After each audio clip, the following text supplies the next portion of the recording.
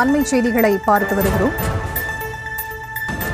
பிரசவ விடுப்பு தொடர்பாக உயர்நீதிமன்றம் பிறப்பித்திருக்கக்கூடிய உத்தரவை பார்த்து வருகிறோம். 3வது பிரசவத்திற்கு 12 வாரங்கள் மட்டுமே விடுப்பு என கூறப்படும் அந்த விவகாரம் தொடர்பாக உயர்நீதிமன்றம் உத்தரவு பிறப்பித்திருக்கிறது.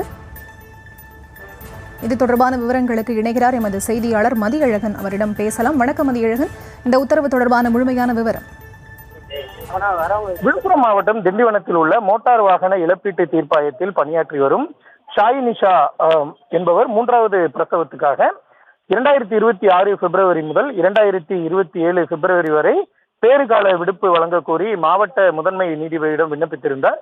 3வது மகப்பேருக்கு 12 வாரங்கள் விடுப்பு வழங்கி பிறப்பிக்கப்பட்ட அரசாணையை சுட்டிக்காட்டி ஷாய் நிஷாவின் கோரிக்கையை ஏற்க மறுத்த மாவட்ட முதன்மை நீதிபதி ஏப்ரல் மாதத்துக்குள் மீண்டும் பணியில் சேரும்படி கடந்த மார்ச் இறுதியில் உத்தரவு பிறப்பித்திருந்தார்.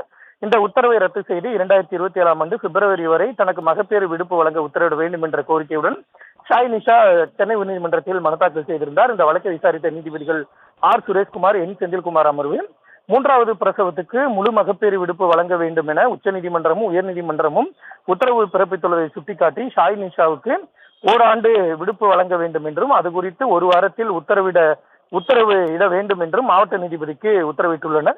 மேலும் 3வது பிரசவத்துக்கு 12 வாரங்களுக்கு விடுப்பு வழங்கும் அரசாணை உச்சநீதிமன்றம் மற்றும் உயர்நீதிமன்ற உத்தரவுகளுக்கு எதிரானது என்பதால் அதனை ஏற்றுக்கொள்ள முடியாது என்றும் 1வது மற்றும் 2வது பிரசவத்தின் பொழுது அனுபவிக்கும் அதே வேதனையையும் வலியையும் தான் 3வது பிரசவத்திலும் அனுபவிப்பார்கள் எனும் பொழுது எந்த பாரபட்சமும் காட்ட முடியாது என்று தெரிவித்துள்ள நீதிபதிகள் அரசின் இந்த அரசாணை மாவட்ட நீதித்துறையை கட்டுப்படுத்தாது எனவும் தெளிவுபடுத்தியுள்ளனர்.